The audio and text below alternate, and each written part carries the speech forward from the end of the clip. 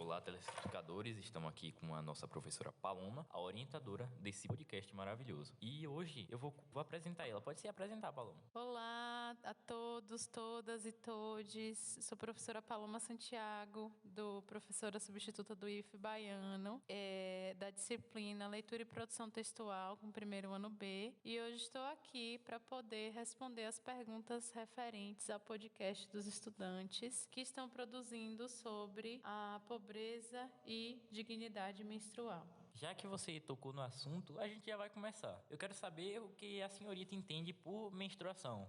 Menstruação, hoje, para mim, é um processo natural, mas nem sempre foi assim, nem sempre foi um processo considerado natural, porque enquanto criança, enquanto adolescente, eu não tinha instrução suficiente para poder entender esse processo que acontece com o nosso corpo, né? Com o corpo das pessoas que menstruam. E aí, logo no início, né, quando eu comecei a menstruar, para mim não era um processo natural, era um processo extremamente constrangedor. Eu achava que fazia parte, sei lá, era super estranho para mim, né? Enquanto mulher, passar por esse processo. E aí, conforme o tempo foi passando, eu fui entendendo, né, que era um processo natural e que fazia parte de algo do que é do meu corpo, né? Que é natural do corpo das pessoas que menstruam. E aí, com isso, eu fui compreendendo a menstruação e fui vendo que eu poderia tratar esse processo não como um tabu, mas como algo que faz parte mesmo da minha vida e que faz com que eu me sinta, né, viva ali. Já que a senhora tem todo esse entendimento por menstruação, a gente vai entrar num outro tópico que nem todo mundo entende, que é a dignidade menstrual. Eu queria saber o que a senhora acha, o que a senhora acha que é a dignidade menstrual e o que a senhora acha, se a senhora sabe, o que o governo pode fazer para melhorar essa dignidade menstrual. A dignidade menstrual, ela vai ser o contrário, né, de pobreza menstrual. A dignidade menstrual, ela vai vir a partir do momento que a gente identifica que há uma desigualdade provocada por várias questões, sejam essas questões raciais, socioeconômicas, de infraestrutura. E aí a dignidade, ela vai identificar essas lacunas sociais e aí ela vai vir com o intuito de propiciar às pessoas que enfrentam a pobreza menstrual, a falta de acesso a recursos básicos de higiene e de conhecimento também para que possam gerenciar a sua menstruação. A dignidade ela vai vir justamente para mudar essa realidade. Ela vai vir para dar dignidade às pessoas que menstruam e fazer com que elas tenham plena capacidade de cuidar da sua menstruação. E como elas podem cuidar da sua menstruação? Elas podem cuidar da sua menstruação com infraestrutura, com instrumentos básicos de higiene, com conhecimento também, porque se eu tenho conhecimento, consequentemente eu sei como é que eu posso cuidar da minha menstruação. Então, dignidade menstrual para mim é isso, você poder gerenciar a sua menstruação e, acima de tudo, fazer com que você tenha conhecimento, porque se eu tenho conhecimento, logo posso refletir sobre esse processo e me cuidar da forma mais efetiva para a minha saúde íntima possível.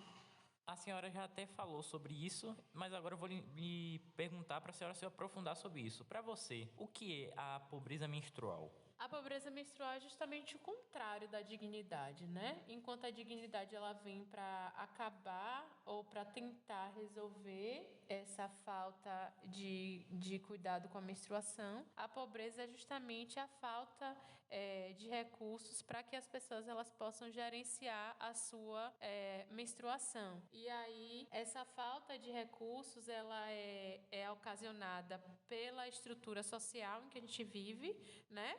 A desigualdade racial, a desigualdade socioeconômica, né? E aí a falta de infraestrutura. Quando a gente passa a ler sobre essa temática, a gente vai perceber que muitas pessoas que menstruam não têm em suas casas nenhum banheiro para poder cuidar da sua higiene, né? Imagine cuidar da sua higiene menstrual. E aí a gente vai ver que esse é um assunto muito importante que precisa ser discutido, porque a gente pensa que é algo muito distante, mas é algo que está muito próximo da nossa realidade e aí vai atingir a saúde íntima das pessoas que menstruam. E aí com isso, a gente vê que a pobreza menstrual, ela é a falta, né, de itens básicos de higiene para gerenciar o período menstrual, mas também a falta de conhecimento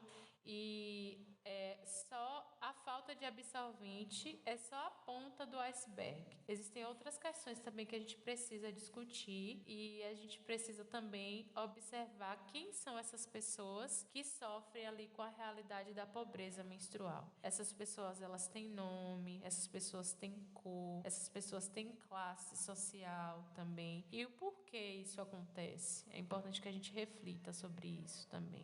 Agora eu quero entrar um pouquinho na sua vida pessoal, entender um pouco sobre você. Então a próxima pergunta é: com quantos anos foi sua primeira menstruação e como você reagiu a ela? Eu menstruei pela primeira vez com 11 anos de idade. Eu não estava em casa. Minha mãe conversava assim um pouco sobre isso comigo. Vai acontecer um processo com você, esse processo chama menstruação, mas assim eu nunca imaginava, né, que quando você é criança, né, você não dimensiona como é que vai, quando é e como é que vai acontecer. Eu fui dormir na casa de umas primas minhas e aí a gente viajou pra roça e aí aconteceu.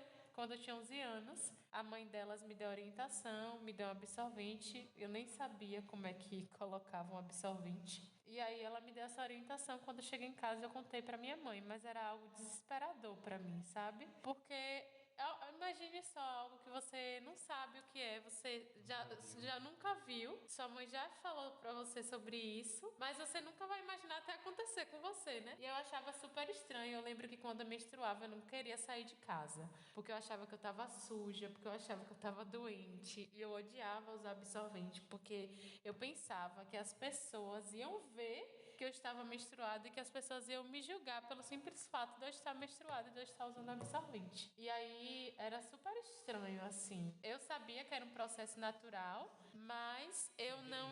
Isso, eu tinha um medo e era o tabu, né?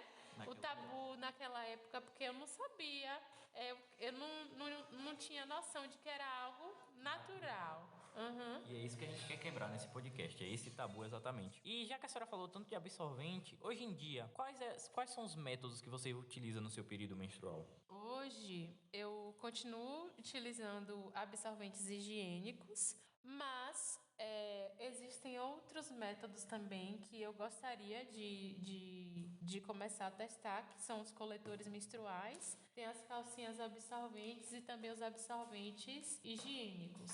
Essa questão dos absorventes higiênicos é importante que a gente discuta. Eu estou nesse período, né, de tentar fazer a transição de um método para o outro, mas é um processo também que exige um tempo, porque você passa a vida toda utilizando absorvente higiênico, aí você vai trocar, muda um pouco, né, assim, rotina e tal, mas é importante que a gente veja que tem outras alternativas e que são alternativas mais sustentáveis, porque quando eu uso absorvente higiênico, esse absorvente é feito de plástico, de algodão, então são materiais que não são biodegradáveis, né? Então a gente vai acumular, vai ter um grande acúmulo de resíduos na natureza. Então é preciso que a gente busque outras alternativas também para que possamos cuidar, para que possamos gerenciar a nossa própria menstruação. Principalmente nessa geração que a gente vive, que produz muito lixo, é muito lixo. E tipo, se tiver uma porta de saída para diminuir isso, tem que botar em prática. Agora, eu quero saber geralmente quantos dias duram o seu período menstrual e já que a senhora ainda usa o absorvente, quantos absorventes em média a senhora usa? Meu período menstrual dura 7 dias, né? Um período de 7 dias. E eu costumo utilizar cerca de 4 absorventes por dia. Então, 4 vezes 7 são 28, não é isso? Então, eu uso cerca de 28 absorventes higiênicos por mês. uma grande quantidade. Se fizesse a troca para o coletor, isso diminuiria muito Com o certeza. desgaste ambiental. Então é uma boa decisão a se tomar. E, tipo, já que a senhora falou todo desse sistema de preconceito, de não aceitação, eu queria saber se tu já passou por alguma dificuldade no teu período menstrual e se sim, se poderia me dizer quais. Assim, em relação a não ter itens básicos de higiene para cuidar da minha menstruação, não. Mas existem outras questões que envolvem a menstruação, né? É cólica menstrual, a mudança de humor. Então, dificuldade eu já passei em relação assim, eu tá mal. Tem mulheres que por questões hormonais, né? Quando estão menstruadas, elas ficam com eles têm dores nas costas, sensibilidade, diarreia, vômito. Então já teve períodos em que, por questões hormonais, de problemas mesmo hormonais, eu não consegui levantar da cama. Fraqueza. Isso, porque eu estava menstruada. Já cheguei a vomitar, já cheguei a sentir muita cólica também. Então são essas dificuldades mesmo que eu enfrento, porque o seu organismo ali trabalhando, né? São hormônios que vão ali desencadear essas questões, né? Ótimo, obrigado pela resposta. E agora vamos para a próxima pergunta, que é: o que você acha que pode ser feito aqui no campus, no IFE, que é uma escola de tamanho muito grande, algo federal? E eu queria saber o que, na sua opinião, pode ser feito para melhorar o atendimento e a recepção das pessoas que menstruam aqui no campus. Quais as decisões a se tomar, quais projetos a se influenciar e por aí vai.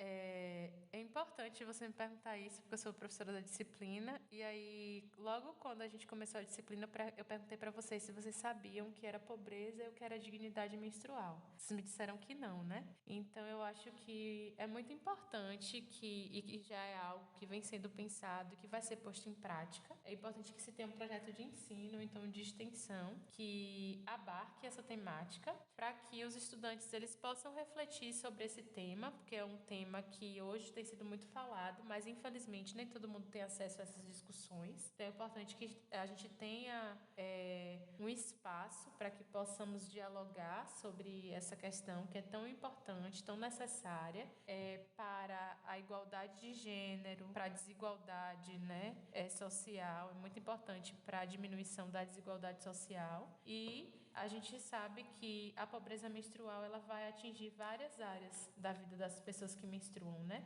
E como o IFE baiano, especialmente aqui o campus santinês, é um espaço educacional e é um espaço onde a gente vai trabalhar em prol da diminuição dessas desigualdades, é importante que a gente tenha esse espaço aberto ao diálogo e também que a gente desenvolva projetos relacionados à temática, juntamente com a coordenação de ensino, juntamente com a CAI, para que uma parte da verba do campus, por exemplo, seja destinada à compra desses absorventes higiênicos. É preciso que a gente, como vocês estão fazendo agora, desenvolva campanhas de conscientização sobre a temática com as pessoas, para que esse movimento comece aqui no campus, mas que ele comece a se propagar em outras escolas, em outros espaços educacionais, para que a dignidade menstrual ela seja uma realidade, não algo que seja distante de nós, para que a gente saia da realidade da pobreza menstrual e passe a prover dignidade para essas pessoas que menstruam. E a educação, no sentido de discutir sobre isso, no sentido de ter conhecimento sobre a temática, vai ser muito importante para que a gente saiba quais são os caminhos que a gente precisa percorrer para que a pobreza menstrual deixe de ser a realidade da maioria das pessoas que menstruam. Essa mudança, na minha opinião, ela tem que ser para ontem. Mas, infelizmente, não sei se tu sabia, tinha um projeto na Câmara de Deputados que era justamente para prover a dignidade menstrual e acabar com a pobreza menstrual. Justamente doando verba para os campos e as escolas para serem destinadas à compra de absorvente. Eu queria saber se tu sabe sobre isso e o que tu acha sobre a vetação desse projeto, porque ele, infelizmente, foi vetado. Eu já sabia sobre isso, foi até algo que discutimos em sala, né? Essa questão dos projetos de leis. Inclusive, em Minas Gerais tem um projeto de lei que já foi aprovado a nível estadual, mas infelizmente, a nível, né, em âmbito nacional, esse projeto ele foi vetado. E por que será que ele foi vetado? Porque as pessoas não acham que essa é uma temática importante, mas como a gente já estudou sobre isso, a gente vai ver que essa questão da pobreza menstrual ela vai ter implicação também na produção intelectual das pessoas que menstruam e também nessa questão financeira. Se essas pessoas elas não têm acesso ali ao âmbito educacional porque passam por algum constrangimento, elas não vão poder se empoderar, não vão poder também adquirir conhecimento e, consequentemente, independência financeira, né? Então, acaba sendo um ciclo que a gente continua alimentando. Então, eu acredito que esses projetos, eles são muito válidos, são muito importantes de serem discutidos, de serem levados para as câmaras, né? Para que sejam realmente, para que a gente pense sobre eles. E o veto em relação a esses projetos é uma atitude muito irresponsável.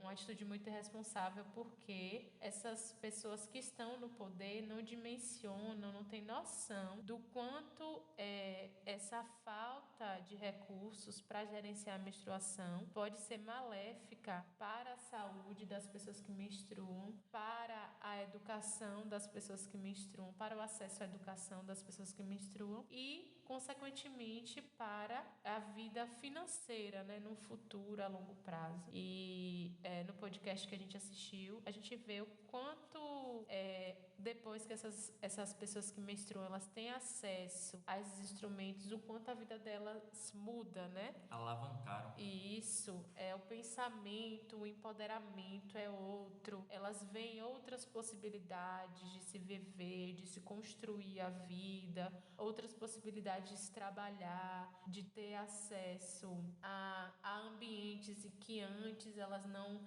acreditavam que era possível ter acesso. Então é importante que a gente pressione os governantes para que esses projetos eles sejam aprovados com a maior rapidez possível. Agora, para finalizar aqui a nossa conversa, tu falou logo no início que tinha meio que um receio, um medo de sair na rua quando estava menstruada, porque tu achava que as pessoas iam achar que tu estava suja e por aí vai. E eu queria saber se isso já aconteceu, se tu já sofreu algum preconceito referente a isso, ou até mesmo uma limitação por outras pessoas quando você estava no seu período menstrual. Acredito que não, nunca tive nenhuma limitação das pessoas comigo, porque quando a gente não tem conhecimento, né, a verdade, o preconceito veio de mim, partiu de mim comigo mesma, né? E aí, como eu não entendia que era um processo natural, eu achava que era algo ruim. Eu tratava a menstruação como algo ruim, então eu me privava de fazer certas coisas durante o meu período menstrual. Eu não saía de casa, óbvio que ia para a escola, mas em questão assim de atividades de lazer, não gostava de sair. Às vezes as amigas chamavam para ir ao cinema e eu não ia justamente pelo fato de estar menstruada, até conseguir compreender que a menstruação não era um bicho de sete cabeças, que era um processo natural que acontecia com o meu corpo e que todo mês ia acontecer e que acontecia isso com todas as pessoas que menstruam. E aí quando eu comecei a entender isso, consequentemente eu parei de tratar a menstruação como se fosse algo absurdo. Eu queria agradecer pela nossa conversa, eu adorei, foi algo muito gratificante e enriquecedor para mim. E eu queria saber o que tu achou da nossa conversa, se agregou alguma coisa para a senhora e por aí vai. Eu acredito que a nossa conversa foi muito importante, né, para vocês, enquanto meninos, né, que estão produzindo esse podcast, porque faz com que vocês repensem. Vocês são homens, vocês sabem como é que funciona a sociedade, o preconceito em relação à desigualdade de gênero, né, em relação às mulheres. Então é importante que vocês, enquanto homens, saibam o que é isso, para que possam ter uma consciência consciência, né, política em relação a isso, em relação ao gerenciamento da menstruação e ao cuidado, né, com as pessoas que menstruam. Então, eu acho que foi muito válida a nossa discussão e as perguntas que vocês me fizeram também foram muito importantes e eu espero que tenha contribuído de alguma forma o diálogo que a gente teve agora com vocês. Eu espero que tenha contribuído de alguma forma. Muito obrigado, Paulo.